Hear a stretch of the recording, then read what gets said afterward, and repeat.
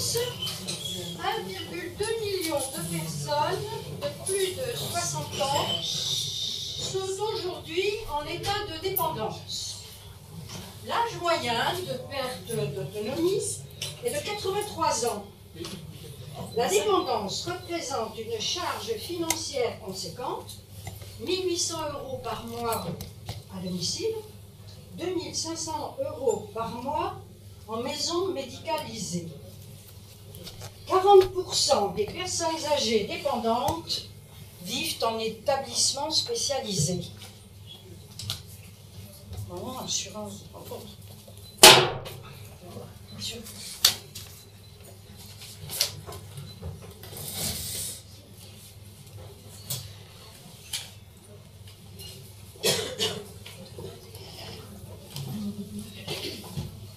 Ah, Malakoff Médéric m'invite à assister gratuitement à une conférence, La Sylve-Révolution, un défi pour les entreprises, un enjeu pour toutes les générations.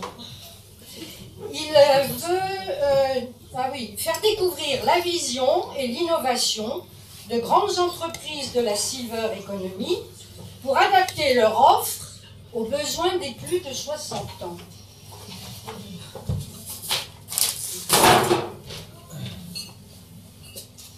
Bonsoir. Bonsoir. Je m'appelle Marianne Blin.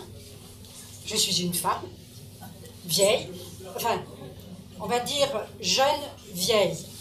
C'est ce qu'a dit un petit-fils à sa grand-mère, une de mes amies qui a mon âge. Et bien, c'est de cela que je vais vous parler, la vieillesse. Vieillir, c'est encore le seul moyen qu'on ait trouvé pour vivre longtemps. Le vieillissement devrait être une préoccupation au même titre que l'impact carbone.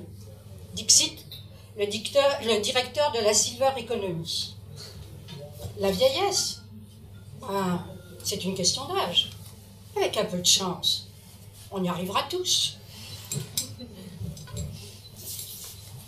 La première fois que je suis allée lire dans une maison de retraite aux résidents, une femme me demande « Quel âge vous me donnez ?» Je me suis dit, si je dis 75 et qu'elle en a 80, pas de problème. Mais si je dis l'inverse, on va être mal toutes les deux. Alors j'ai esquivé la réponse et elle m'a dit « J'ai 83 ans. » Je ne les fais pas, hein. Il faut savoir qu'il y a entre 10 et 19 ans d'écart entre l'âge réel et l'âge ressenti. Or, c'est cet âge ressenti qui influence nos comportements de consommation. Ça structure nos envies, nos besoins, nos choix. D'où l'importance de le mesurer. C'est ce que fait Carmack Media. Il propose les meilleures informations, les services les mieux adaptés, sur l'ensemble des comportements de consommation et d'achat, les attitudes, les motivations, les styles de vie, aux annonceurs, aux agences et aux médias, pour les aider à repérer, cibler leurs annonceurs et leurs consommateurs clés. Il y a comme un code social autour de l'âge, surtout pour les femmes. Cette fois, je vais lire à des élèves de 6e dans un collège, et au cours de la lecture d'un album où de courts poèmes étaient accolés à des numéros de maisons dans les rues d'une ville, je leur demande de me donner le numéro de leur maison. Comme ça, je pourrais lire le poème correspondant. Et puis au bout d'un moment, il y a un élève qui me dit « Mais madame, vous pouvez nous donner le numéro de votre maison ?» J'ai dit « Oui, c'est 483. » Alors, avec un tel chiffre, je ne vais pas trouver le poème correspondant. Bon. Alors, il y a un autre élève qui dit « Mais madame, vous pouvez nous donner le nombre de votre âge ?» J'avais la professeure en face de moi. Elle s'est sentie très gênée et elle leur a dit « Ça ne se fait pas !» Alors moi j'ai souri aux enfants, puis je leur ai dit mon âge. Mais moi, je ne vais pas vous le dire. Je vais faire comme la dame de 83 ans. Je vais vous demander de le deviner. Bon, je vous préviens tout de suite, je suis bétonnée. Vous pouvez dire ce que vous voulez, mais allez-y. Allez. Bah, on va dépasser le code social. Hein. 17 ans. 104. 19 ans de moins. Ah ben je ne continuerai pas tant que je n'aurai pas un âge. 78. 65. 65. 10. 69. Qui a dit 69? Allez. Donc, je vous invite à m'accompagner au repas des anciens. Oui. Le repas des anciens, c'est quand même un événement qui se fait un peu dans toutes les villes. Sauf que, je suis désolée, mais je pourrais pas venir, vous ne pourrez pas venir avec moi. Parce que c'est l'élu qui invite ses administrés. Alors moi, c'est une commune, ça s'appelle Vannecroc. Il y a 151 habitants. Et donc, il invite ses administrés dans ma commune de plus de 60 ans, mais on peut très bien avoir dans une autre commune 65, voire dans les grandes villes, c'est plutôt après 70 ans. Donc, il invite ses administrés à un repas festif, gratuit, où il se fera prendre en photo avec le doyen. Non, plutôt avec la doyenne. Parce qu'en France, avec les territoires d'outre-mer, en 2017, il y a 3015 hommes de plus de 100 ans et 15 617 femmes de plus de 100 ans. En France. Avec les territoires d'outre-mer. Ah oui, quand même. Ah, ah, ça change tout, hein. Donc cette fois-ci, je rentre dans une boutique et la vendeuse parle à un enfant, alors, aux alentours d'une douzaine d'années, je dirais. Et elle lui dit, tu feras bien attention en repartant. Je pensais qu'il devait être en vélo, quoi. Et puis il répond, ah mais oui madame, moi je fais attention. Mais alors les vieux, ils sont dangereux. Je le regarde, je souris, puis je dis, mais je suis vieille. Ah non, vous madame, vous n'êtes pas vieille. Hein. Non, j'ai vu une vieille dame, elle avait au moins 100 ans, et elle faisait peur. Plus de 50% des piétons accidentés ou tués sont des personnes âgées. Donc, je suis née en 1947.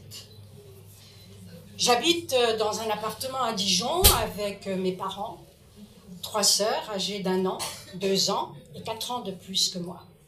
Et comme je n'arrivais pas à bien m'alimenter, dormir et me développer, mes parents m'ont confiée à mes grands-parents à Dijon. C'est eux qui m'ont élevée jusqu'à l'âge de 5 ans, date du décès de mon grand-père. À ce moment-là, ma famille est descendue me rejoindre à Dijon et on a emménagé dans un appartement. Difficile adaptation pour moi.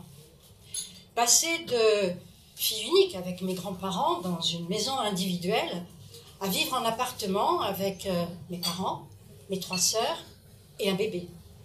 Une famille que je ne connaissais pratiquement pas. Les années précédentes, je ne les voyais qu'un petit peu pendant les grandes vacances. Alors mes libertés, c'était d'aller faire du vélo et la lecture. Je vais à l'école primaire et à l'époque, la maîtresse voulait que pendant le cours de couture, une d'entre nous, école de filles, une d'entre nous lise à voix haute pour toute la classe. J'ai toujours lu pendant ce cours. Je ne sais pas coudre, mais j'aime lire à voix haute. D'ailleurs, c'est une de mes principales occupations maintenant, puisque je lis dans les établissements éducatifs, culturels, et aussi dans des maisons de retraite, à des groupes de résidents et à des personnes âgées individuelles, dont la doyenne de 105 ans. C'est une femme que j'aime bien. Elle est très gentille, elle a toute sa tête, mais elle voit pratiquement plus, c'est flou, donc elle ne me voit pas, tant pis. Et puis, elle entend plus très bien, mais elle entend quand même quand je lui lis des histoires. Et puis après, on papote. Alors, elle me fait penser à cet album jeunesse et Tu riras de Sitou et Marianne Pasquet. Alors c'est l'histoire d'une fillette de 9 ans à peu près qui voudrait bien être une vieille dame. Alors elle en parle à ses parents, à son frère, mais ils ne la comprennent pas.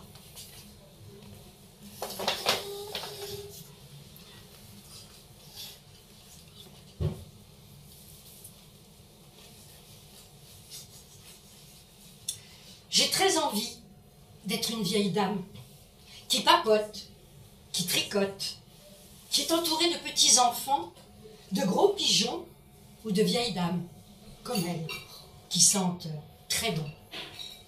Je trouve simplement qu'être une vieille dame, c'est très tentant.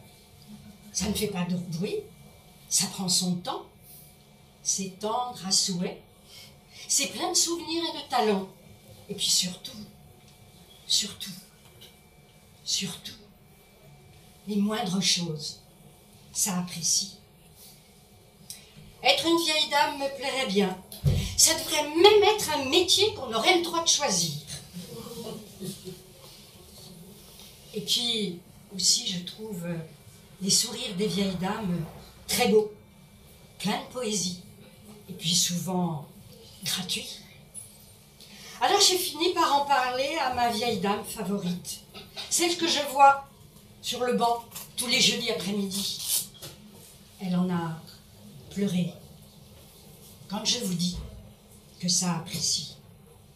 Elle m'a serré dans ses bras et quand elle m'a relâchée, elle m'a dit des mots que je n'oublierai jamais. Tu as raison, ma Jeanne, si tu savais. Tu as raison de dire ce que tu veux. Car pour devenir une belle vieille dame, il faut déjà être une petite fille. Et puis une femme qui aime la vie, à chaque instant. Qui sait dire oui et non aussi, de temps en temps. Être une vieille dame sur un banc, avec plein de monde autour. Ça se prépare dès maintenant. Oui, ma Jeanne, tu as tout compris.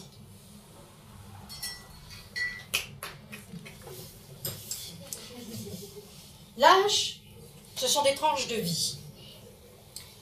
Toutes les 42 secondes, un bébé naît. Toutes les 37 secondes, une personne fête ses 50 ans.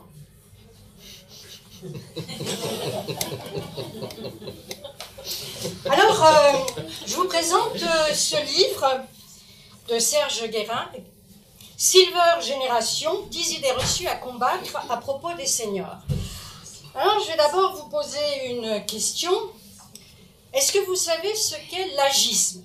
Avec un accent circonflexe sur le A, je précise. J'attends vos propositions. Qu'est-ce que l'agisme? Allez, dire. Non, mais encore, plus précisément. Pardon? Oui. Eh ben voilà, c'est... J'ai pas entendu qui c'est qui l'a dit, mais voilà. Donc je vais développer un peu, en commençant par une citation. L'agisme a une finalité sociale et économique qui est de légitimer et maintenir les inégalités entre les groupes. Ça, c'est une citation que j'ai tirée de la stratégie et du plan d'action mondial sur le vieillissement de l'Assemblée mondiale de la santé en 2016. Donc, effectivement, l'agisme regroupe toutes les formes de discrimination, de ségrégation, de mépris fondés sur l'âge, avec des préjugés et des idées reçues, comme présentées dans ce livre. Alors, on va ensuite commencer par une première idée reçue. À partir de 50 ans et un jour, bienvenue chez les seniors. Je précise, tout le monde devient senior au même âge.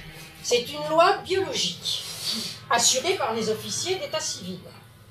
À partir de 50 ans, l'individu entre dans la catégorie des vieux, des malades, des dépassés, des hors-société.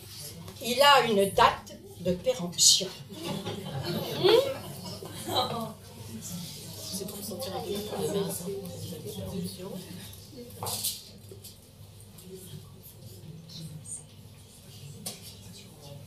Alors là, il y a le mot senior. Senior, pour moi, c'est un mot un peu fourre-tout. Il est d'ailleurs féminin ou masculin. Senior, ça peut être par exemple un travailleur de 46 ans, appelé comme ça par un DRH à l'affût de toutes les ficelles pour pouvoir le licencier ou ne pas le recruter. Senior, ça peut être un retraité de 63 ans, courtisé par le marketing, par les véhicules, les constructeurs automobiles. Senior, ça peut être une retraitée de 63 ans, courtisée par le marketing anti-âge. Senior, ça peut être une femme de 84 ans, encore en forme, encore active, sans problème de santé à part. Quelques petites difficultés à comprendre lorsque 3 personnes lui parlent en même temps, ou lorsqu'elle fait toutes ses courses le même matin et qu'il n'y a pas de banc sur les trottoirs. Senior, ça peut être ce groupe de résidents d'une maison de retraite appelée sur la plaquette de communication résidence de seniors, où la majorité des personnes ont plus de 85 ans et présentent des symptômes démentiels. Senior, c'est un consommateur vieux, sans rides, en forme, ayant un bon pouvoir d'achat. Excitent les entreprises de la silver economy. Donc, comme vous voyez, senior, ça peut aller de 46 à 110 ans, c'est-à-dire 3 générations. Alors, je vais encore faire appel à vous. Je vous assure que je vais beaucoup vous solliciter. Donc, peut-être que certains, là, parmi vous, ont des propositions de définition de senior.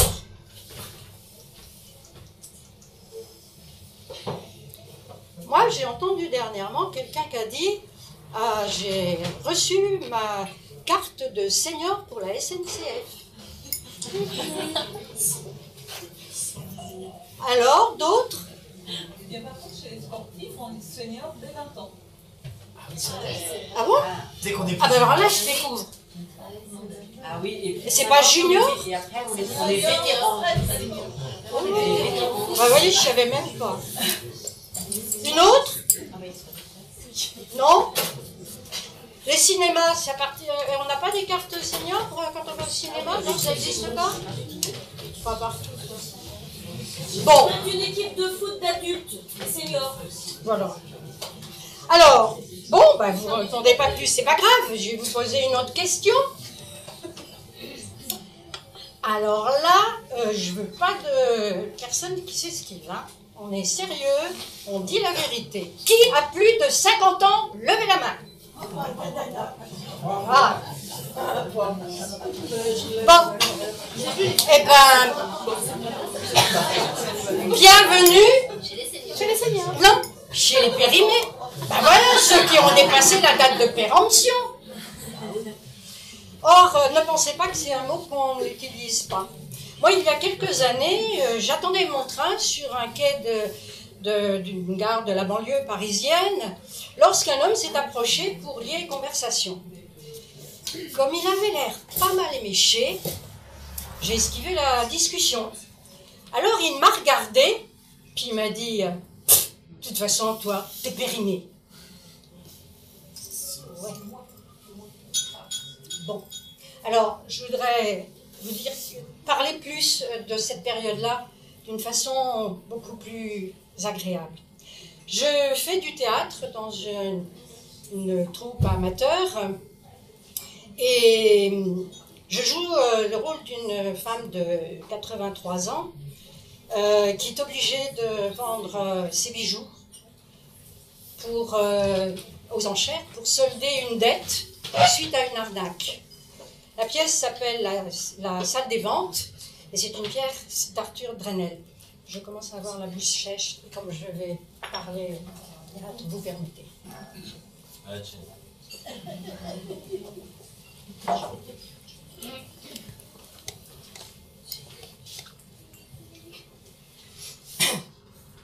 Vous savez, j'ai l'âge de tomber.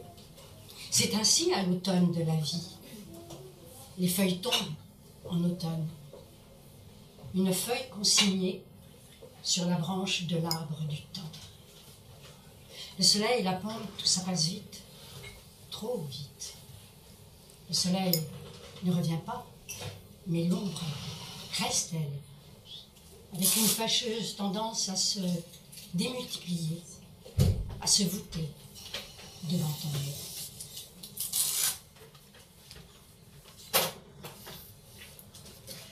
Alors, dans ce monde qui cultive la performance et la jeunesse, on n'est pas que hors société. Celle-ci accepte le vieillissement à condition qu'on reste jeune. Bon, c'est un peu absurde, hein. C'est comme si on n'avait pas vécu. Sauf à nous prendre pour cible. La vieille, elle s'est vue comme une menace et un marché. Dixit Uxibi, président de la fondation du Crédit Coopératif. Et moi, j'ai du temps devant moi. L'espérance de vie en France avec les territoires d'outre-mer en 2017 est de, après 65 ans, est de 19,4 ans pour les hommes et de 24,3 ans pour les femmes. Je dois vous dire que ça me fait quand même un peu peur. Parce que 24 ans, c'est long.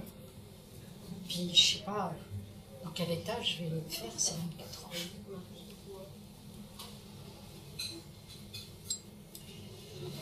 Alors voilà, ce temps-là qu'on a, ou hommes ou femmes, et femmes, eh ben ça intéresse bien la silver economy.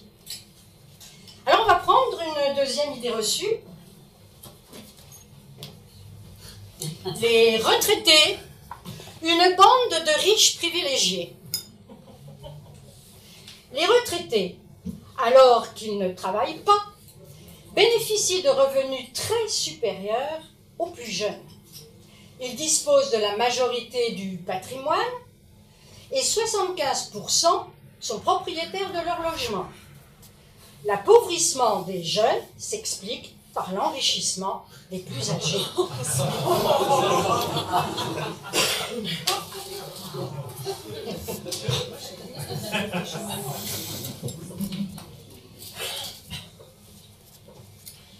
En 2013, oui c'est ça, M. Broussy présente un rapport au secrétariat d'État à la famille, aux personnes âgées et aux personnes handicapées. Ce rapport va être grandement, parce qu'en totalité, même repris dans la loi d'adaptation de la société au vieillissement, votée en 2015. Maintenant, qui est ce M. Broussy? Alors, M. Luc Broussy a été délégué général du syndicat national des maisons de retraite privées, SINERPA, poste auquel sa sœur lui a succédé. Le SINERPA, interlocuteur direct des pouvoirs publics et des médias, défend les intérêts des plus grandes chaînes de maisons de retraite comme Orpea, Mediday ou de Musevie. Alors que les chiffres d'affaires, les marges de ces établissements et les conditions d'accueil des pensionnaires étaient mis en cause après la canicule de 2003, Luc Broussy déclarait dans l'Express: « Oui, on fait de l'argent avec les petits vieux.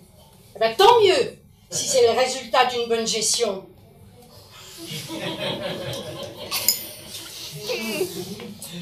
Donc, l'axe principal de cette loi, reprise donc du rapport de M. Broussy, s'exprime ainsi. La révolution de l'âge est porteuse de croissance, génératrice d'un développement économique, de création d'emplois de services, mais aussi industriels. Et il ajoute, le fait est là, les seniors pourraient consommer beaucoup plus. Ils en ont en tout cas les moyens financiers. Sauf que, voilà, 500 000 retraités touchent 800 € par mois pour les personnes seules et 1242 € pour les couples, le taux de pauvreté des retraités âgés de 65 ans à 74 ans est de 5,6% et il est de 8,5% chez les 75 ans ou plus. Alors, encore un petit coup.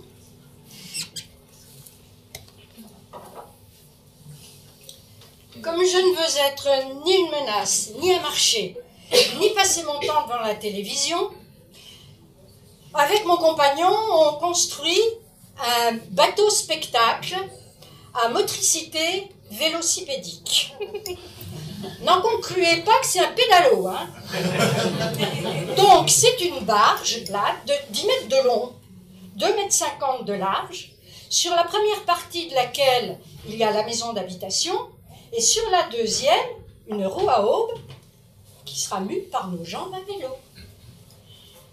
Spectacle, parce que quand on s'arrêtera, je pourrai faire des lectures à voix haute, accompagnées au synthé par mon compagnon.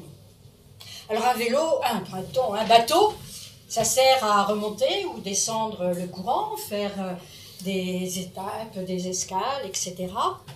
Là, moi, je vous propose, durant la conférence, de prendre le bateau et de remonter le temps et de s'arrêter à des étapes de ma vie. Avant d'arriver à cette première étape,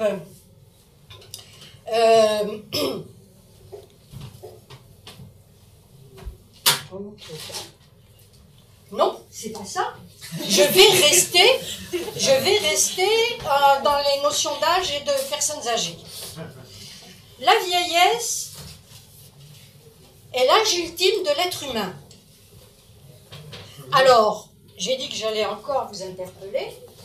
Comment appelle-t-on les personnes de cet âge ultime? Alors, j'en ai déjà dit quelques-uns, hein. Seniors, jeunes vieilles, périmés, anciens, etc. Alors maintenant, à vous. Grand âge. Grand âge. Vieillissante. Vieillissante. Allez. Les petits vieux. Les petits vieux. Les vieillards. Ah, les aînés. Ah oui. Les aînés, les vieillards, Ancien. les anciens, Les tamalous. aïeux. les Les aïeux. aïeux, Les ancêtres. les ancêtres. Mais oui, n'hésitez pas, lâchez-vous. Vieille Les vieilles peaux. Ben voilà au moins hein, qui est là. peau. Les croulants. Eh ouais. Allez, Les encore. tamalous. Toi, c'est pas ça. Grand tamalou. Ah, c'est pas mal. Je la note. Les sandans. Les vioques. Ah, les vioques, c'est bien ça. Bien vite. Il y en a d'autres. Encore. Bon, moi j'en ai quelques-uns aussi. Des sages. Les croulants, j'ai entendu. Ouais, c'est bien. Des sages. Oh, faut quand même un peu relever le niveau. Parce que là, moi, je vais vous enfoncer. Hein. Les trois pattes. Pourquoi trois? Ah oui, bien sûr. Oh. Et oui. Alors, je vous en donne d'autres. Hein, mais moi, je ne vais pas faire dans la dentelle. Hein, les séniles, bon, tant qu'à faire. Les gérontes, les aoûts, les has-been, les rangées des voitures, les HS, hors service, et les PPH. Les PPH. Les PPH. Presque handicapé. Hein? Passera pas l'hiver. Bravo.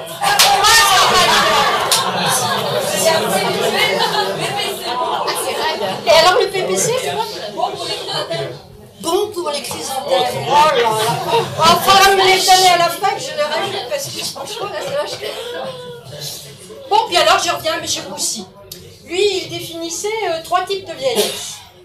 Alors, la première, c'est les pas encore dépendants, les jeunes retraités actifs, bon pied, bon oeil, qui ont l'âge des grands-parents, les qui sont âgés, mais sans être vieux. La deuxième catégorie, c'est les vieux qui deviennent vieux. Les retraités fragiles, pour qui c'est l'âge de la vieillesse, ce sont les soucis de santé et le poids des ans. Et puis la troisième catégorie, c'est l'âge de la perte d'autonomie. Mais M. Broussy rajoute, cette classification a sa pertinence pour comprendre les besoins des consommateurs âgés.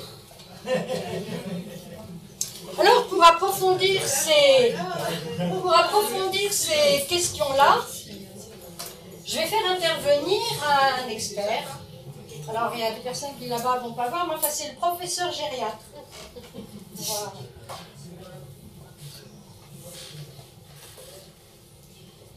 L'âge est une donnée biologique, socialement manipulée et manipulable. Actuellement, l'âge de la vieillesse est en moyenne de 76 ans en France. Au XVIIe siècle, on parlait des personnes ayant entre 60 et 70 ans comme des vieillards.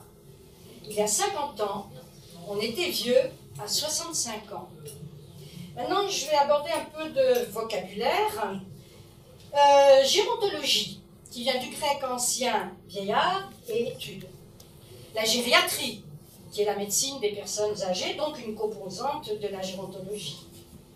Les gérontopoles, alors là, ce sont des lieux dont la mission, telle que définie dans la loi d'adaptation de la société au vieillissement, sont donc ces lieux dont la mission est de rapprocher et de dynamiser autour du vieillissement les acteurs de la recherche, du soin, de la formation et de l'entreprise.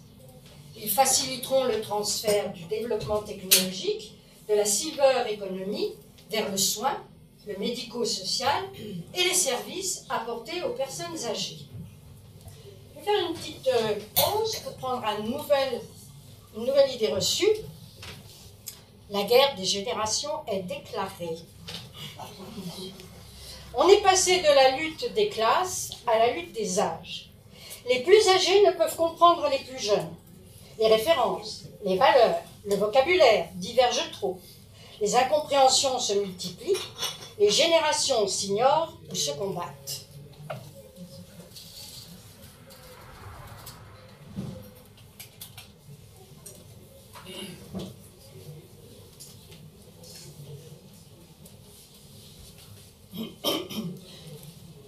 Le professeur gériatre continue, toujours dans le vocabulaire, la gérontocratie.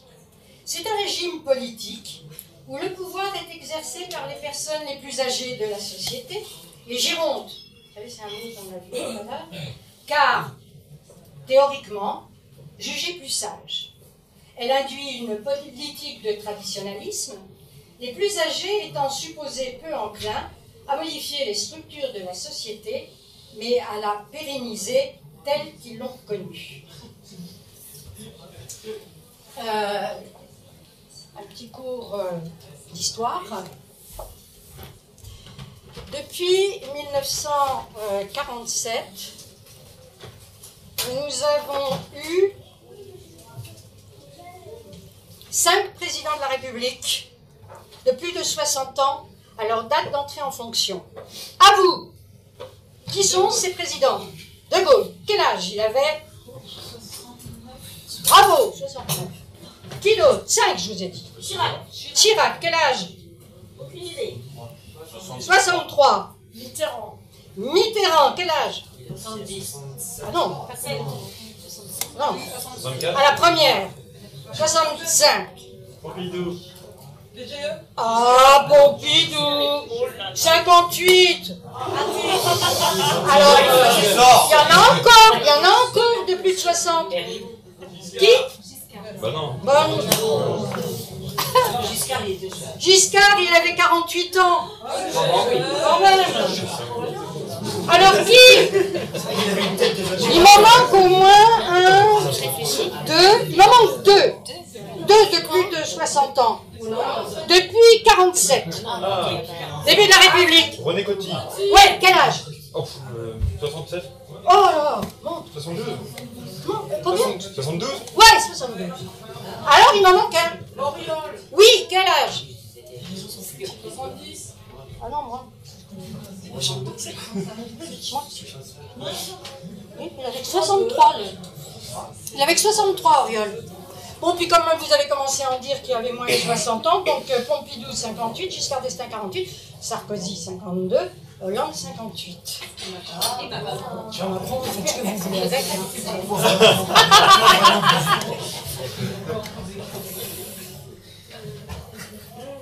Est-ce que vous savez ce que c'est que la mort civique?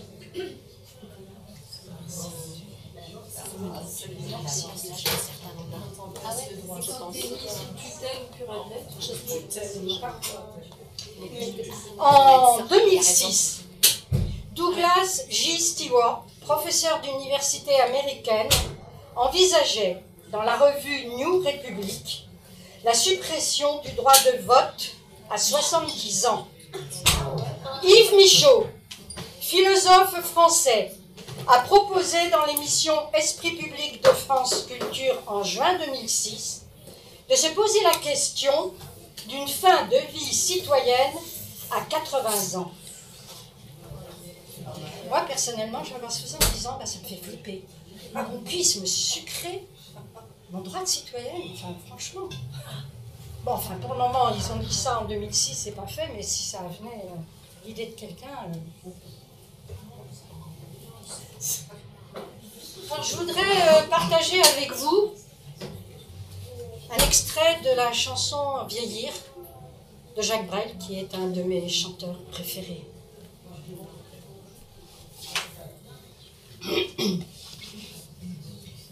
Mourir au bout d'une blonde, là où rien ne se passe, où le temps nous dépasse, où le lit tombe en tombe.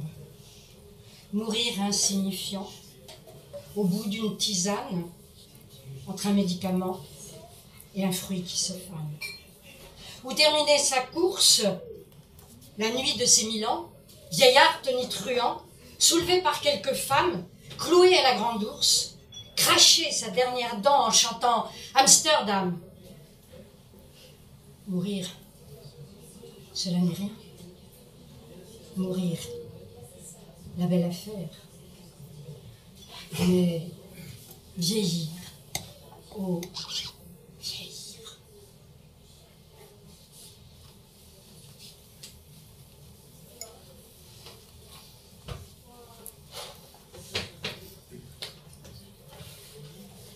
On va prendre une nouvelle idée reçue. Les vieux, tous dépendants.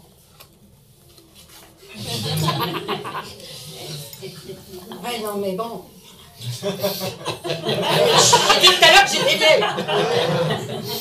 Bon, vieillir est synonyme de maladie, de perte de capacité, de handicap, de déficit neurologique, pire, de dépendance. La pression des personnes âgées dépendantes va s'accroître sur les systèmes de santé et les dépenses sociales. C'est mécanique. Risque d'un tsunami gériatrique. De futurs octogénaires vont se muer en hordes de vieillards en fauteuil roulant, perdant toute mémoire et touchés par la maladie de Parkinson.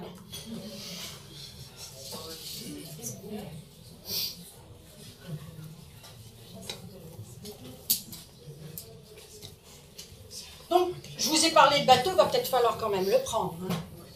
Donc, on va prendre le bateau, on va remonter le temps et on va s'arrêter en 2011. En 2011, ma mère est dans sa maison de vacances avec une de mes sœurs et de violentes douleurs se déclarent dans ses jambes. Elle ne peut plus marcher, elle ne peut plus se déplacer. Ma sœur l'a fait rapatrier à l'hôpital de Dijon, ville dans laquelle elle habite habituellement, où elle va être transférée dans une clinique, et ensuite elle va être transférée dans un centre de convalescence gériatrique. À partir de là, elle ne se déplacera plus qu'en fauteuil roulant. On l'installe dans une maison de retraite.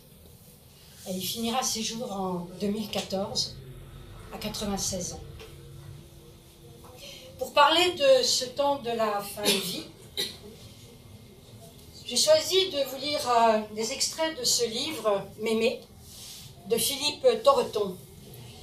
Ça peut être assez cru, mais aussi d'une grande sensibilité. Et puis, sa mémé est décédée dans un hôpital dans la ville où je vais lire à des personnes retraitées.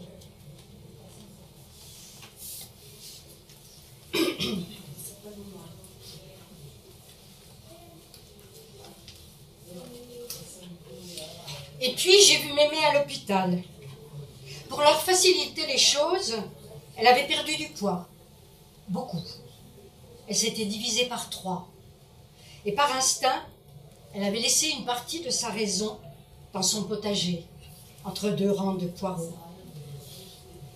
La mort de Mémé, c'est une odeur fade de vieille sueur qui se mêle à celle écœurante des plateaux repas empilés sur des chariots, croisant d'autres chariots, équipés ceux-là de produits d'entretien, de poubelles béantes, parfumant les couloirs de cet hôpital pour vieux qui se meurent. Mais la mort de Mémé, c'est aussi des sourires de femmes qui parlent fort, même quand les vieux ne sont pas sourds. Elles n'ont pas le temps de distinguer. Elles sont dévouées et gentilles pour la plupart. Elles font ce qu'elles peuvent avec les moyens qu'on leur donne pour mettre des formes à la mort qui a décidé de jouer encore quelque temps avec ses proies. La mort, elle est ivre et négligente. Elle n'est ni à l'heure, ni soignée. Elle peut donner une fin idéale à la pire des saloperies que la terre puisse porter et faire chier ma Mémé pendant 2 ans sans savoir que faire d'elle. Comme si elle avait égaré sa fiche dans les cadavres de bouteilles de mort subite. Alors, Mémé parle dans le souffle. Elle profite de cette fonction vitale pour glisser quelques mots ficelés ensemble dans un linge propre. Des mots qui sortent de sa bouche, poussés par l'intuition d'une fin prochaine. Ils se bousculent. Des mots qui quittent le navire Mémé. Ce n'est pas facile de mourir, me dit-elle.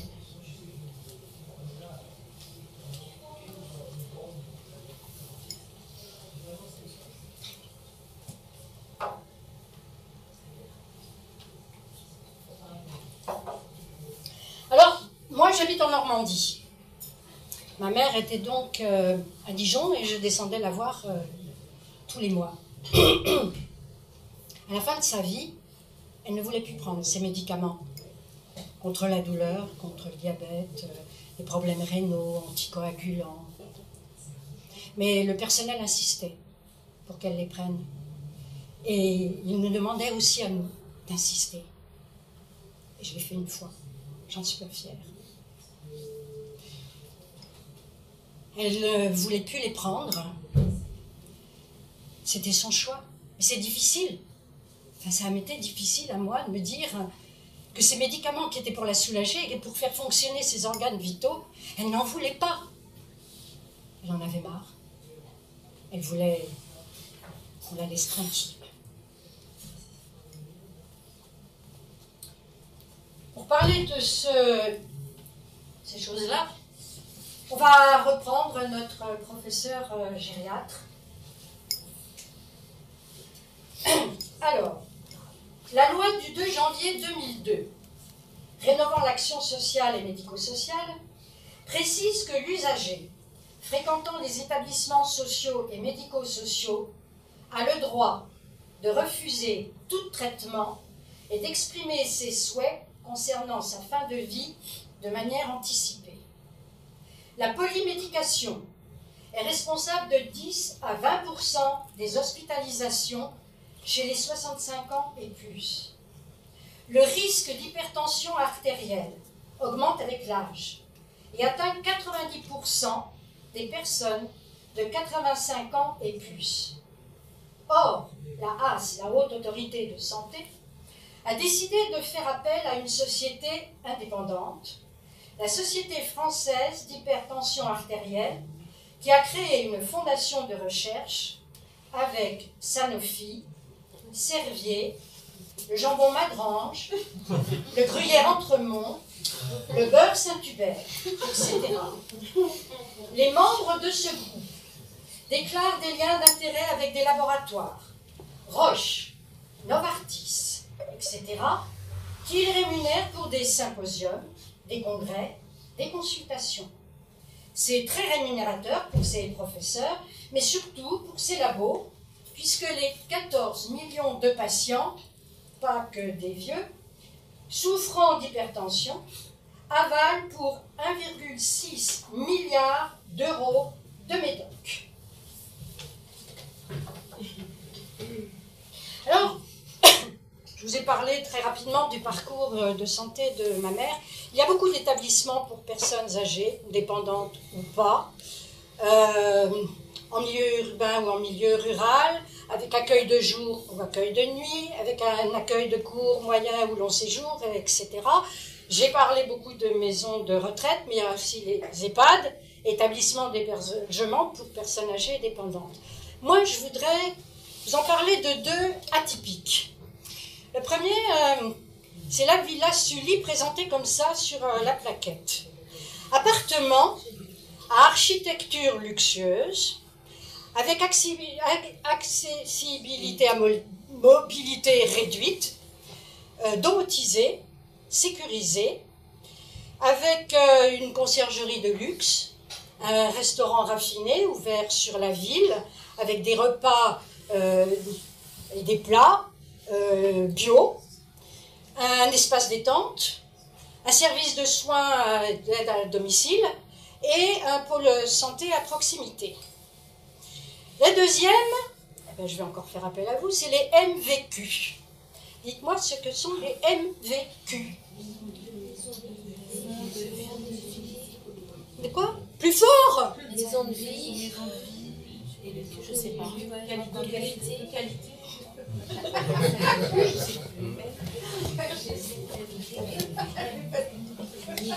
Maison vieux de quartier. Ah, ça vient! Qu'est-ce qu'il a dit, le monsieur là-bas au fond? Maison vieux de quartier. Bravo! Alors là, chapeau. C'est les maisons des vieux des quartiers, exactement, qui, selon monsieur Broussy, seront pour les vieux du 21e siècle l'équivalent des MJC, maisons des vieux et de pour les jeunes des années 60. Mais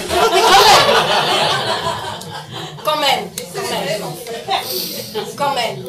Dans ces MVQ, il y aura la consultation mémoire, il y aura un service de soins infirmiers à domicile. Et où est la culture? D'ailleurs, à propos de culture, je vais faire une parenthèse. Cette loi d'adaptation de la société au vieillissement votée en 2015 a été signée par presque tous les ministères et secrétariats d'État, à l'exception de la culture. Les vieux, ils ont besoin de culture, non? Hein?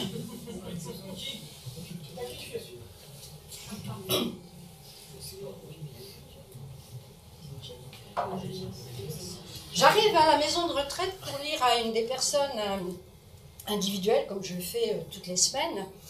Et ce jour-là, elle me dit non, je suis pas bien, je peux pas écouter une histoire, non. Et elle commence à me parler de sa maison familiale, comme elle m'en parlait très souvent, la maison où elle a grandi et qu'elle a dû quitter parce qu'elle ne pouvait plus y vivre seule et ses enfants l'ont installée dans cette maison de retraite où elle ne se plaît absolument pas. Et quand elle repense à cette maison dans laquelle elle a vécu, qui est vide, et qu'elle se doute bien qu'elle ne retournera pas parce qu'elle a 96 ans, ça la fait souffrir énormément. Et parfois, elle crie. Et ce jour-là, un membre du personnel lui a dit « Si vous criez encore, on dira à votre fils de ne plus venir vous voir. » C'est ce qu'on appelle une maltraitance psychologique. Mais il y a d'autres formes de maltraitance. On va le voir avec le professeur Général.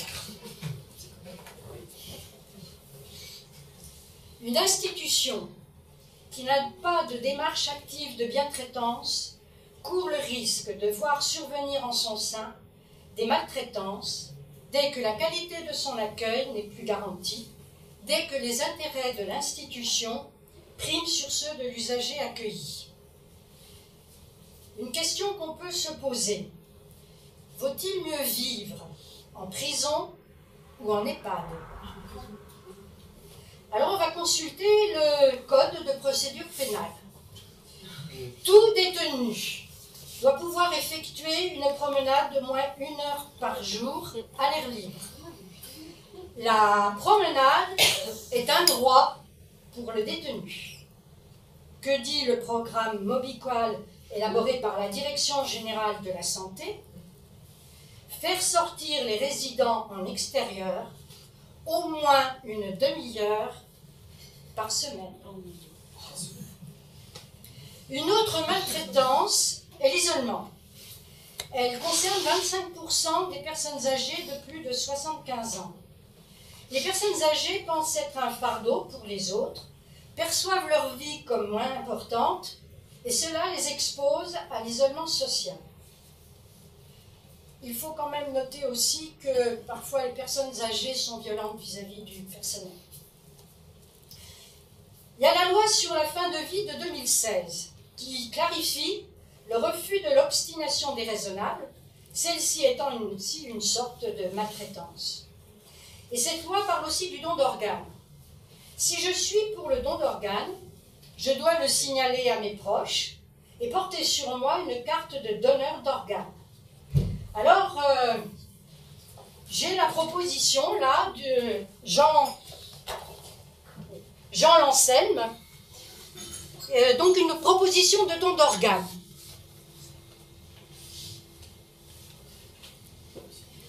Je donne ma main à ma sœur kinésithérapeute. Je donne mes tripes à Caen, mon cœur au resto, mes reins sûrs au caniveau. Je donne ma tête de l'art à l'art. Je donne mon foie au morue, mes yeux à Michel Morgan, mes dents à Adam et ma langue au chat d'Ève. Je donne mon sang impur au micro-sillon. Je donne mon cul à ma chance qui en a besoin. Je donne mes jambes à mon cou et mes bras autour du tien. Je donne mon dernier souffle au bouche à bouche. Je donne mon pied à ma maîtresse. Je donne mon âme à Dieu. Et ce qui reste au chien. Ou comment économiser un enterrement. Alors on va prendre une idée reçue que peut-être vous attendiez d'ailleurs. Nos sexes. Les seniors sont des retraités du sexe. De toute façon, le corps des vieux, c'est pas bien sexy. C'est même dégoûtant. Il faut les cacher, en avoir honte. Il apparaît qu'à partir d'un certain âge, les sentiments amoureux disparaissent. Cela n'est pas bien. Cela ne se fait pas.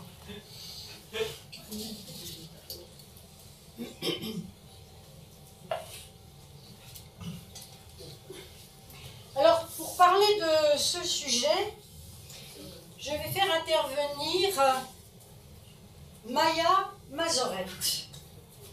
Maya Mazoret est chroniqueuse au journal Le Monde et elle a fait paraître en janvier 2017 un article intitulé « Papy pervers, veuve joyeuse, vieux dégueulasse ». Nous n'avons comme option que le silence ou la moquerie. Des membres défaillants qui lamentent.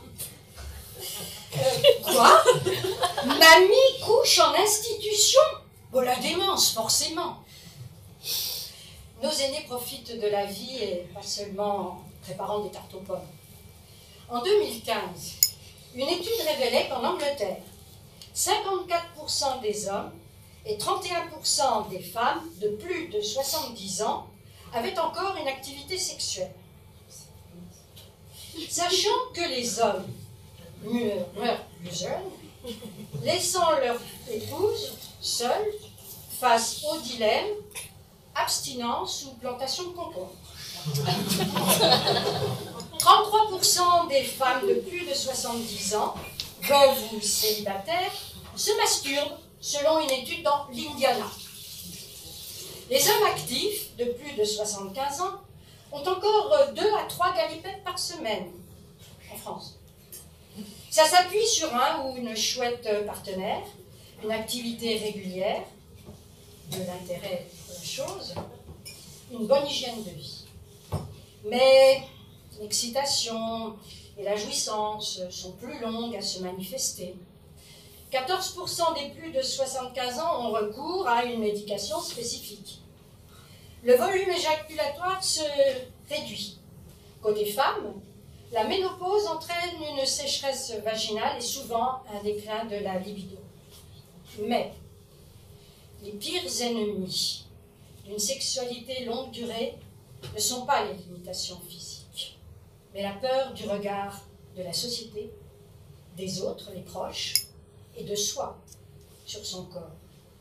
La sexualité post-ménopause échappe à la reproduction, elle devient donc douteuse. On accorde aux vieux le droit d'aimer, la tendresse et les bisous. Mais gare à lui si le bisou devient baiser et si le baisement dépasse la main. Où sont passées notre bienveillance, notre tolérance? Comment se fait-il qu'il n'y ait en France, dans les institutions, presque aucun lit double médicalisé? Comment se fait-il qu'il paraisse ainsi normal de séparer des couples qui souhaitent dormir ensemble comme ils l'ont fait depuis 10, 30 ou 50 ans? Comment se fait-il que tant de chambres ne puissent être fermées à clé, empêchant aux personnes qui le souhaitent de s'isoler, les contraignant à avoir une sexualité publique ou à ne plus en avoir du tout? Alors, je suis désolée parce que peut-être que dans le fond, vous ne verrez pas très bien cette photo, mais je ne pouvais pas l'agrandir plus pour ne pas avoir des pixels. En fait, c'est le cliché du photographe Jean Mallet montrant deux seniors en train de faire l'amour. Et en 2015, il disait « Je voulais montrer aux gens que des personnes plus âgées qui faisaient l'amour ont quelque chose de magnifique et de sensuel. » Les deux mannequins de la photo sont âgés de 74 ans et 92 ans. Ils ne s'étaient jamais rencontrés avant la séance photo et aucun acte sexuel n'a eu lieu durant la séance.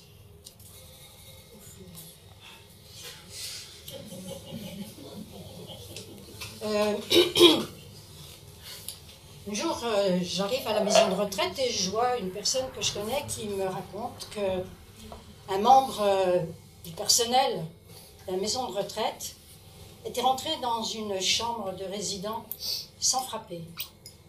Elle avait vu un couple nu, enlacé, en train de s'embrasser. Elle les a engueulés.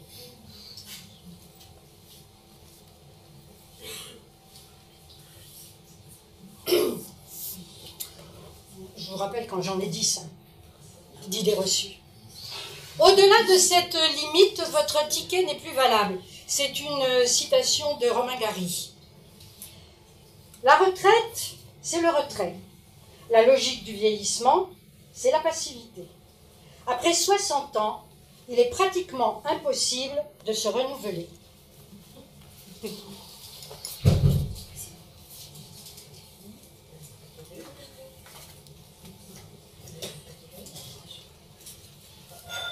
Pour parler de la retraite, j'ai trouvé un livre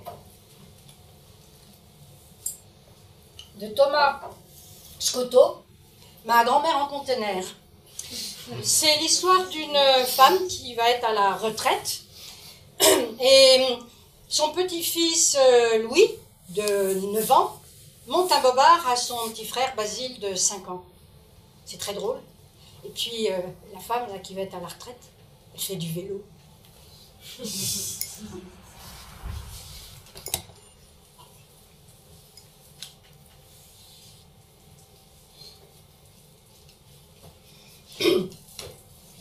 Mais t'as vraiment rien compris, toi, dit Louis. Mais tu as entendu ce que papa vient de dire?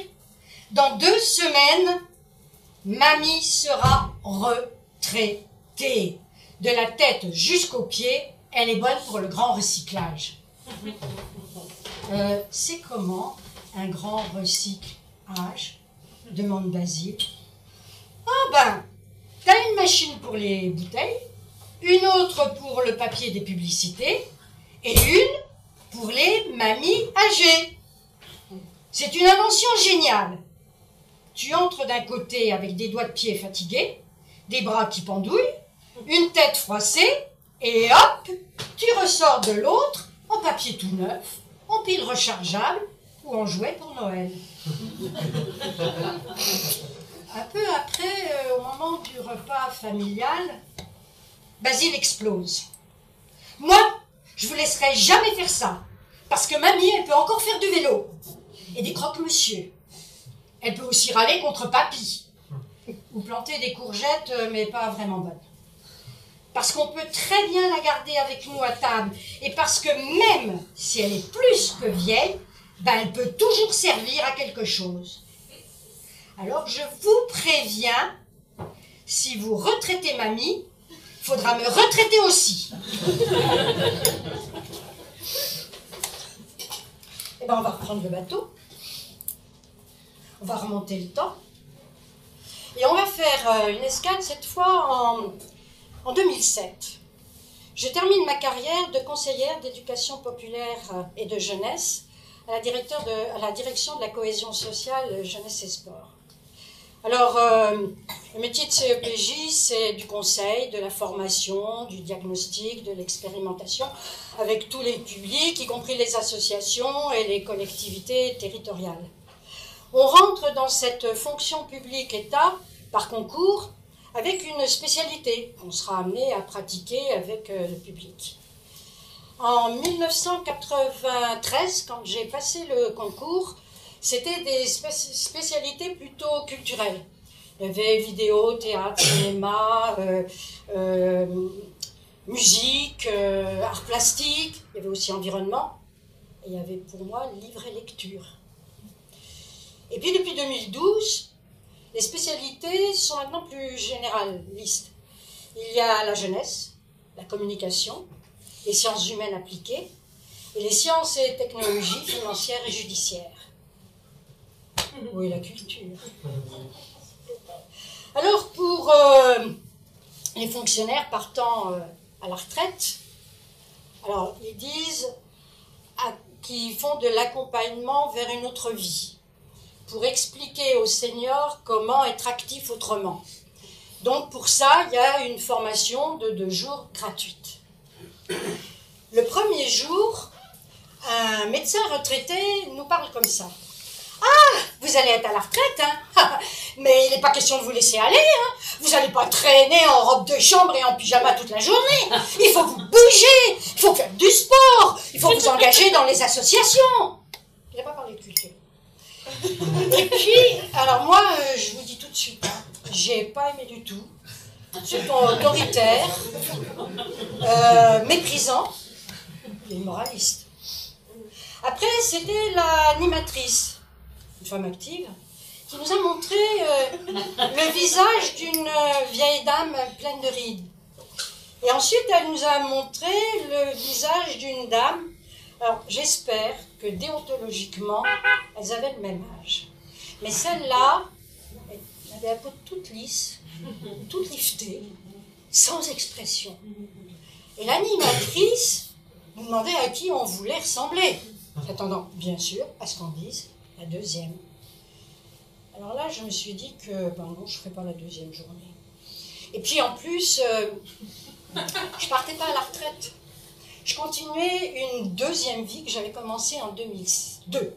En 2002, je me suis mis à temps partiel à Jeunesse et Sport et avec des amis localement, on a créé une association d'économie solidaire où parmi toutes les activités, les actions qu'on menait, il y avait le développement du programme national créé par Alexandre Jardin, le romancier, le programme Lire et faire lire.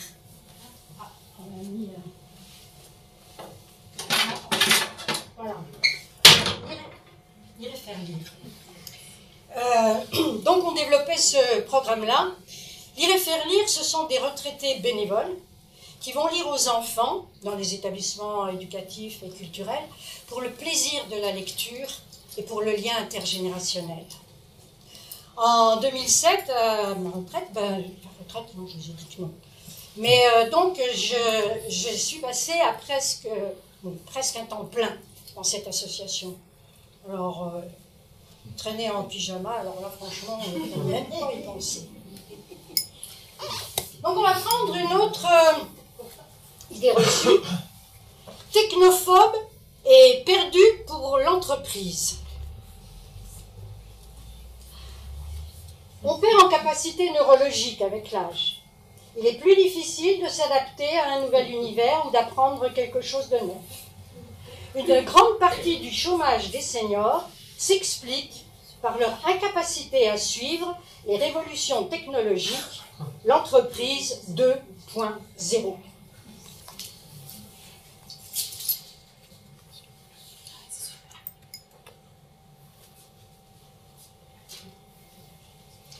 En novembre 2016, oui, ça fait pas longtemps, en novembre 2016, je démissionne du poste de présidence et du conseil d'administration de cette association. Alors, il y avait plein de raisons, hein, mais aussi, je l'avoue, le problème avec les technologies. Je n'ai pas de téléphone portable. Et j'ai des relations très conflictuelles avec les machines, toutes sortes de machines. Donc, je suis vieille, je me répète, je suis une femme. Je suis encore active. Je suis en bonne santé.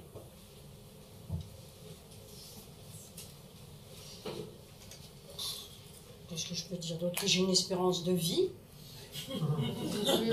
dont j'ai déjà parlé.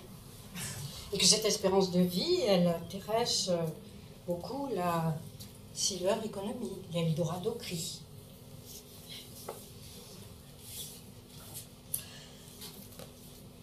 Donc, une nouvelle idée reçue, en route pour le déclin économique.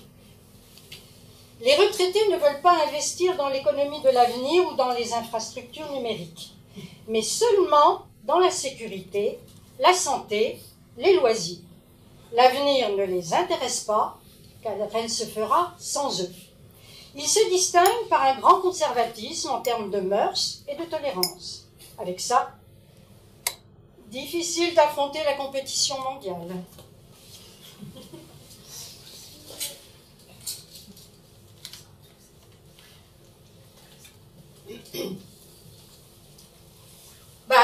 Puisqu'on est sur ce sujet-là, les personnes que je pouvais faire intervenir, la silver economy.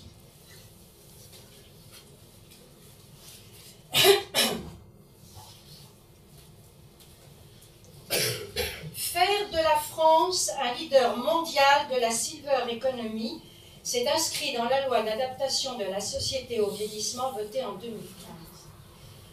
Je vais donc vous présenter les filières de la silver economy. La gérontechnologie ou gérontotechnologie, qui sont les technologies des personnes âgées. Avec, par exemple, l'IPAD. Et application pour mesurer le diabète, appeler l'aide soignante, lutter contre l'isolement, l'e-stimulation cognitive pour retarder l'Alzheimer, et le programme dit éducation thérapeutique de prévention de l'incontinence. La révolution avec l'informatique affective, le robot compagnon Zora en maison de retraite qui assiste les animateurs et les animatrices, sachant que les roboticiens tentent actuellement de lui inoculer le sens de l'humour. MW20, mot, un robot lapin sensoriel qui vibre comme un chat et raconte une histoire. En France, de 2008 à 2014, le taux de croissance annuel moyen de la robotique de service a été de 29,4%. Ensuite, nous avons Calico, qui est une société de biotechnologie fondée par Google, principal sponsor financier du mouvement transhumaniste, spécialiste de l'intelligence artificielle, qui a pour projet d'augmenter l'espérance de vie de 30 ans d'ici à 2035 et qu'un homme de 100 ans soit dans le même état physique qu'un homme de 60 ans. On va refaire une idée reçue. 15 millions d'inactifs. Les actifs travaillent pour financer la retraite des inactifs, car ces derniers se la coulent douce et profitent de la vie de manière éhontée. Ils sont toujours en vacances, voyagent d'un pays à l'autre, profitent de la civilisation du tourisme et des offres commerciales avantageuses, et ils passent leur vie devant la télé. Ce sont des inactifs, des plaintifs, des régressifs. Ils sont un poids pour la société, une charge pour l'économie, un frein pour l'avenir des jeunes.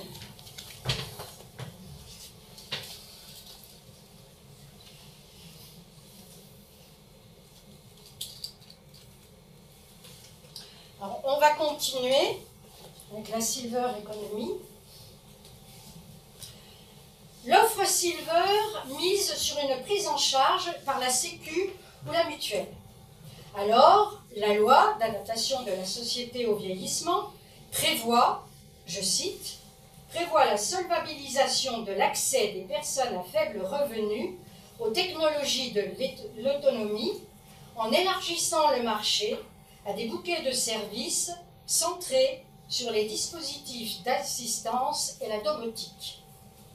Les plafonds de l'APA, allocation personnalisée d'autonomie, ne permettent pas de dégager les marges suffisantes pour avoir un impact significatif sur l'accès aux aides techniques. La nouvelle ministre, Agnès Buzyn, a annoncé que, avant les grandes vacances, que l'allocation adulte handicapé et le minimum vieillesse, actuellement à 800 €, seront revalorisés à 900 € dès 2018. L'Académie des sciences et techniques comptables et financières propose d'expliquer aux seniors les possibilités de travailler à la retraite, portage salarial, auto-entrepreneuriat, etc.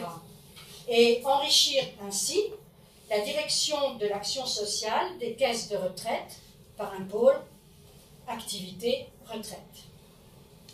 Plus de 400 000 retraités travailleraient pour arrondir leur fin de mois, soit 3% d'entre eux, 48% de femmes, 25% d'hommes, âge moyen 69 ans.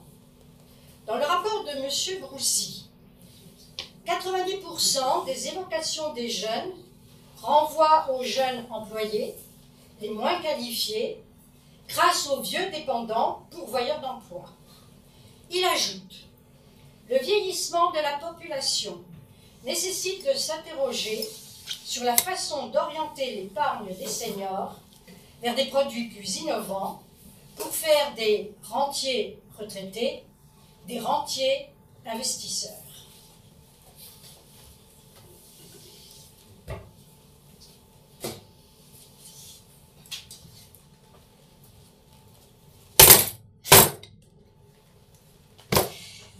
Je propose un sous-titre à cette loi d'adaptation de la société au vieillissement votée en 2015, qui serait « Comment adapter les vieux à la société libérale, du moment qu'ils sont d'abord ceux qui coûtent le moins cher et ensuite ceux qui rapportent. » Ah, j'ai bien compris que les vieux, on était un enjeu et une menace et un défi pour les entreprises. J'ai bien compris qu'avec le marketing, ça ne sera plus la ménagère de moins de 50 ans qui sera visée, mais les seniors de plus de 60 ans. Je suis, selon eux, un marché. Je suis un objet de pouvoir. Je suis une vache à lait.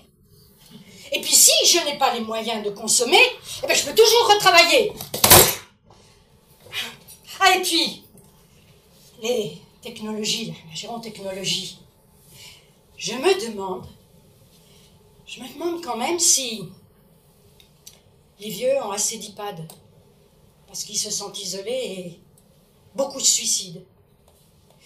Puis je me demande si avec les objets connectés, bientôt, on va pas me mettre un bracelet aux chevilles pour me géolocaliser.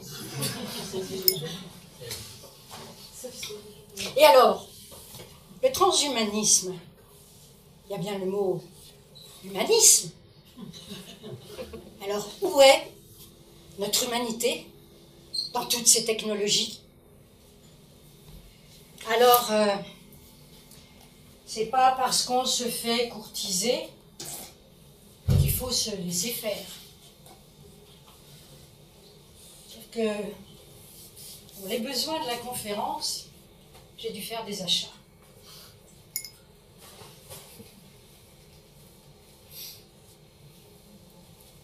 Alors,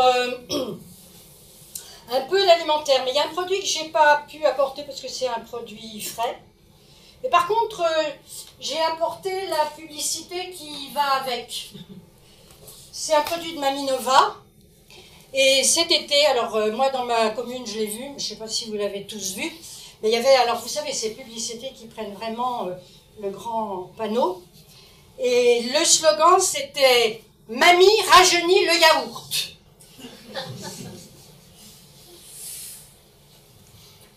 Alors, en produits alimentaires, j'ai trouvé mix bien vieillir, jouvence et vitamines. Alors, c'est vendu par Mamie & Co. J'ai quand même acheté le sac. Alors, ben voilà, c'est tout pour l'alimentaire. Alors après, on arrive dans le cosmétique.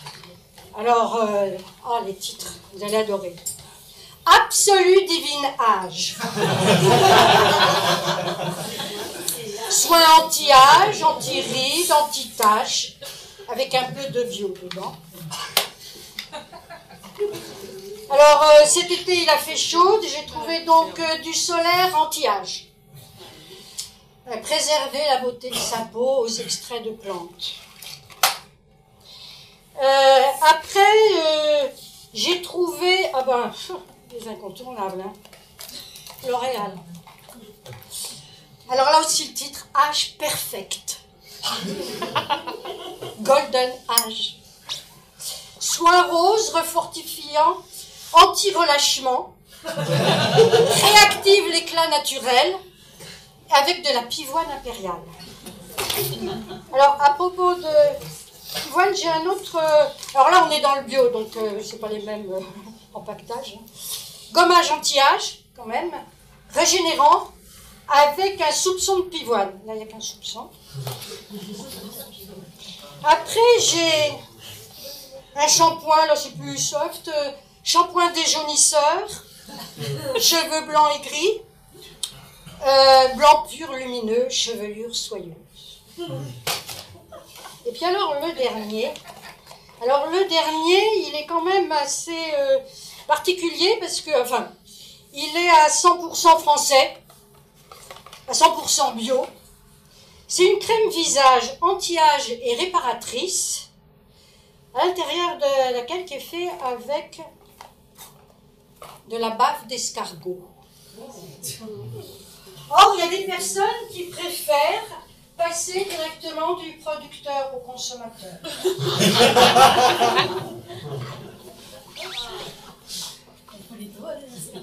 Comment? Oui, il y en a quand même pas mal, un peu partout. Non? Il n'y en a pas en Bretagne? Mais si vous n'en avez pas en Bretagne, comment vous allez faire? Là, moi, c'est un produit de Normandie que je vends. Donc, la médecine esthétique a affiché une croissance de 7,3% en 2014. Alors, on va faire ma dernière escale, donc remonter le temps, et s'arrêter en 1998. En janvier 1998, mon mari décède à l'âge de 50 ans. Le soir de l'enterrement, mon plus jeune fils, de 23 ans, nous annonce que sa femme est enceinte et qu'elle accouchera en septembre. Je vais être grand-mère pour la première fois à 50 ans.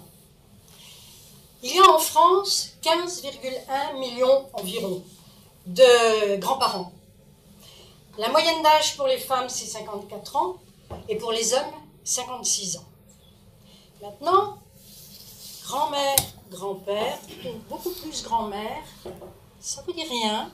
On ne parle pas de nous? Non, ça vous dit rien? Hein? Voyons, quand est-ce qu'on parle des grands-mères? Allez, la fête des grands-mères. Et savez-vous qui l'a inventé en 1987? Hein? Le café grand-mère. Une entreprise de l'agroalimentaire qui ne se cache pas de faire du profit avec cette fête et donc d'en faire du profit. Moi, quand j'étais enfant, ma mère m'a appris à tenir une maison, c'est comme ça qu'on disait. Donc, savoir faire le ménage, la cuisine, la vaisselle, la lessive, le repassage, etc. Maintenant, mon fils et mon petit-fils me dépannent en informatique. Ainsi va le monde. Alors, justement, le monde. Je vais revenir à ma femme de 83 ans, de la salle des ventes. J'aime la façon dont elle parle de ce monde.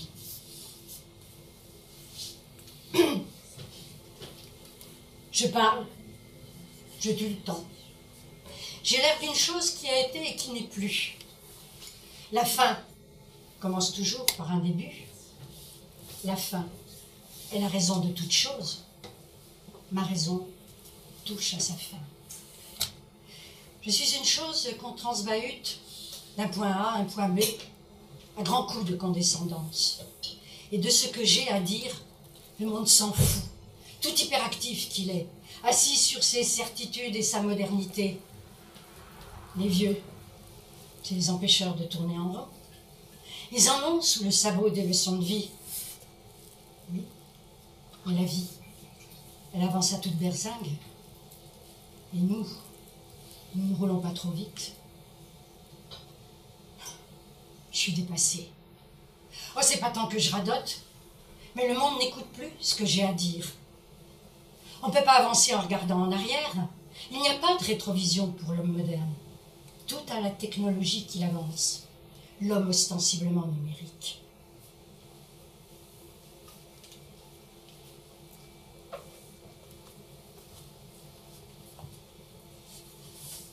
La dernière idée reçue. La Silver Génération contre la planète. Les seniors sont les moins réceptifs aux problématiques environnementales. Ils vivent dans une bulle et sont d'abord centrés sur leur univers familial, sans vouloir trop connaître la marche du monde.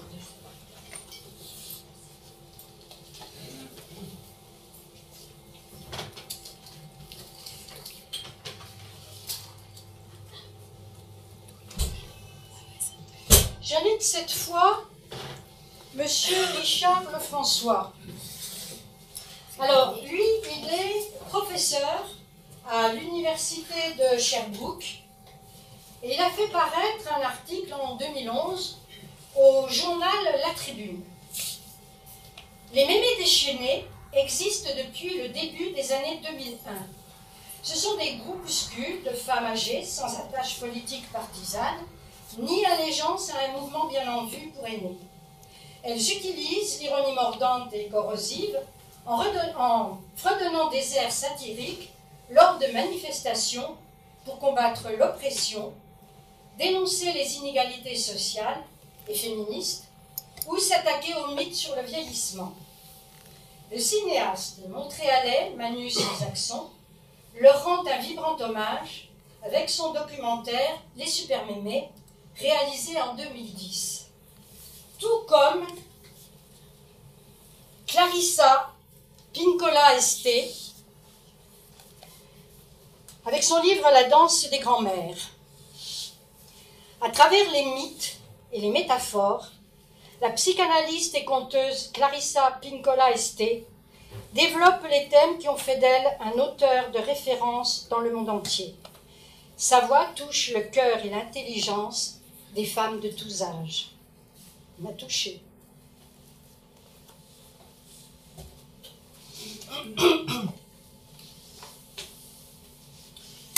Pour toutes les les allieulles du monde, celles que les vagues ont bercées et celles qu'orage et tempête ont à moitié fait couler, celles qui se sont accrochées à l'épave suffisamment longtemps pour parvenir à mi-parcours et de là ont pu toucher terre. Pour toutes les aînées, pleines de sagacité, qui sont en train d'apprendre, quand le moment est venu, de s'affirmer et non pas de se taire, ou de se taire quand le silence est plus éloquent que la parole. Pour toutes celles qui ne respectent pas les conventions et serrent la main de personnes étrangères en les accueillant comme si elles les avaient élevées et connues depuis toujours. Pour toutes les filles et toutes les aînées qui soutiennent ce qu'il y a de bon et refusent d'obéir aveuglément à toute forme de culture qui valorise l'absence de relief et dénigre la pensée. Pour toutes les filles et les aînés qui posent leurs mains non seulement sur le berceau, mais sur le gouvernail du monde à leur portée. Pour elles, puissent-elles se rendre compte à quel point leur vie est précieuse et que malgré leurs éventuelles insuffisances, elles sont précisément les remparts, les pièces de touche, les pierres de touche, les points de référence, les exemples dont nous avons besoin. Pour elles, pour nous tous, les grands-mères comme les grands-pères, les petites filles comme les petites-fils. Puissions-nous aller tous plus loin et être florissants, créer à partir des cendres, protéger les arts, les idées, les espoirs qui ne sauraient disparaître de la face de la terre. Pour tout cela, puissions-nous vivre longtemps, jeunes dans la vieillesse et vieux dans la jeunesse. Quand une personne vit pleinement, les autres en font autant.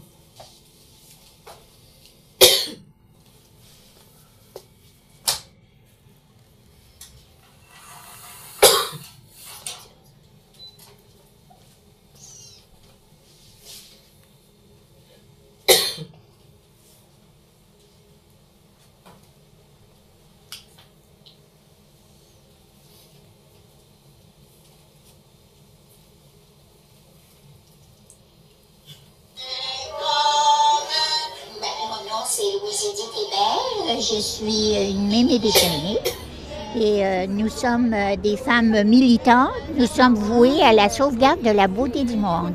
L'eau, la terre et tout ce qui pousse, ne pas capitaliser. Les mémés déchaînées, nous descendons directement des Raging Grannies qui, elles, ont été fondées en 87 dans l'Ouest canadien. On sera bientôt condamnés. Quand l'eau sera plus bonne à boire, ça sera plus qu'à vivre. D'abord, nous nous réunissons pour discuter des causes qui nous concernent. Nous nous réunissons aussi pour pratiquer nos chansons parce que nous nous exprimons en chansons. On peut dire beaucoup de choses en chansons. Nos chansons, naturellement, sont humoristiques. Elles sont adaptées à chaque événement que nous allons défendre. Je refuse de vivre enfermée dans ces idées reçues et dans ces injonctions. Je milite pour une parole collective, interpellante, avec des méthodes d'éducation populaire comme le font les mémés déchaînés, qui d'ailleurs battent en brèche la dernière idée reçue. Vieillir, c'est vivre. Il n'y a pas d'âge pour se révolter et le dire. Et c'est pas parce qu'on a déjà un pied dans la tombe qu'il faut se laisser marcher sur l'autre. Citation de François Mauriac. Donc, je propose de créer des groupes de parole de femmes de plus de 60 ans, soit après les conférences gesticulées, soit lorsque je serai en bateau et que je ferai des escales. Et donc ce groupe de parole pourrait s'appeler, comme on dit au Québec, « Ridé mais pas fané !»